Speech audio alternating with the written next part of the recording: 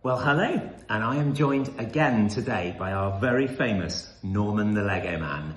Now, Norman's joined me today because he's a bit concerned about inheritance tax after his days, especially in light of the recent pension changes that are kicking in. And he wonders if there's a certain order of the way he should do things. So let's have a little look at the situation. Come with me now, and let's look at Norman's position. So Norman has been married here to his lovely wife, Mrs. Norman, for many, many years. And for the purposes of making this video, I just want to reassure all our viewers that no Lego pieces were hurt in the making of this film. However, very sadly, Mrs. Norman is, for the purposes of making this film, no longer in the picture. And so we have Norman with his two daughters. And basically, his two daughters are asking, well, Dad, after your days, how much inheritance tax will we have to pay to our dear friend here, Rachel? Now, Norman's aware of the fact that there have been some real changes in the pension legislation. Norman's got his house still here, which is worth £500,000.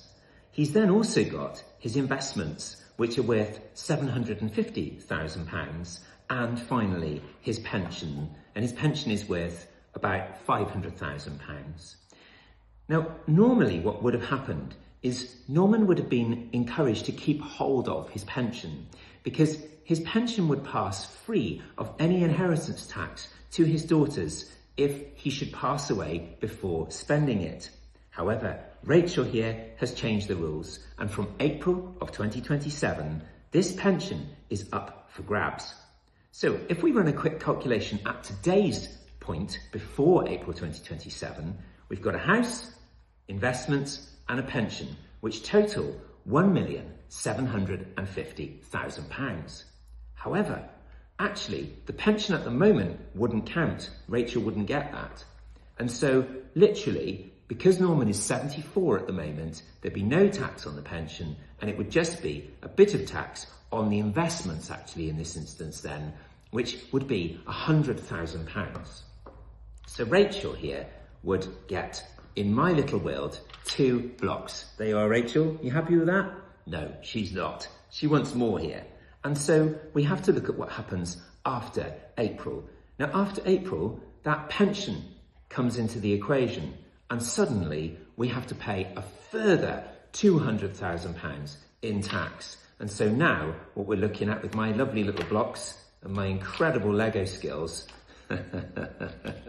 is basically £300,000 in tax, which is now sat with our Rachel, and the girls get less. So I'm just going to quickly rebuild things, and we're going to have a little look at the way that Norman could do things. So remember, we've got his pension here. And let's say that our Norman is used to taking money from his investments, not his pension. Now, that would have made sense up until recent times for reasons already explained. Also, he's got more in his investments. He's got 750,000 there as opposed to £500,000. So he'd be forgiven for thinking, I'll take it from my investments. Plus, of course, there could be some income tax on the pension. So lots of considerations. So if Norman, who's 74 at the start of this exercise, starts drawing £50,000 a year from his investments, and he does that, let's just say, for 5 years. So we've got 50, 100, 150, 200,000, 250,000. And then sadly, and remember, it's only make-believe, folks, poor Norman is also no longer with us. Well, the girls now inherit the house, which is worth 500,000, the pension, which he didn't touch, that's also worth 500,000, and his investments, which are conveniently also now worth 500,000.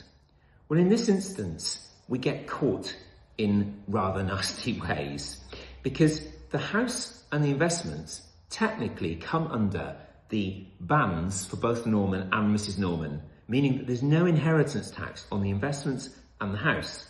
But the pension, this is where Rachel gets excited.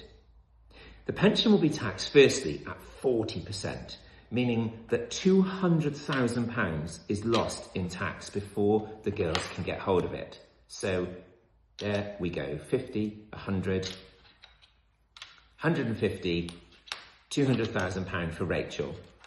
But it doesn't stop there. If we imagine that Norman's daughters are both working, one is a teacher, one is a doctor, as you can see with my incredible Lego skills here, well, let's just say they're both borderline 40% higher rate taxpayers. Ultimately, they have to pay another 40% on this money here to get it out, which is actually a further £120,000 going here to our Lego Rachel. And so actually, not much of Norman's pension really passes across and an awful lot of tax is paid. The total is £320,000. So Norman's asking, well, okay, let's just bring him back again. There he is. Hi, Norman. If we were to rebuild this a second and look at doing this a different way, what if we have the pension as our area that we attack first? So instead of taking money from the investments, why don't we take £50,000 a year from the actual pension? Now, in this instance, I realise that there might be some income tax, but I'm just going to look past that a minute because we've got some tax-free cash and things. So let's just take £50,000 a year for Norman from the pension. So I'm just going to leave that aside a minute. So we've got 50, 100, 150, 200, 250,000 goes from Norman's pension. And then, sadly, again, Norman's no longer with us. Well, the numbers are exactly the same. The girls still inherit about £1.5 million, if there's been no growth, of course. But this time the structure is different. The house and the investments here are now worth £1,250,000. So there is a bit of tax on the investments, for argument's sake, of £100,000. So here you are, Rachel, you can have that. But the house and investments are now out of the picture. Now we're just left with a smaller pension pot to try and address. So the pension also pays £100,000 in tax. And then we're left with the income tax position for these poor girls on this money that's left. And it's less because there's less money. And so in this instance, we're looking at £60,000 is lost in tax. So we'll just take that little one there. So effectively, instead of the total bill being £320,000, it's now £260,000. That's a difference, just in the way that Norman's done this, of £60,000. So we'll bring Norman and his wife back to celebrate that thanks to a bit of good planning, if we can get Norman's wife to stand upright, Rachel gets less Lego blocks.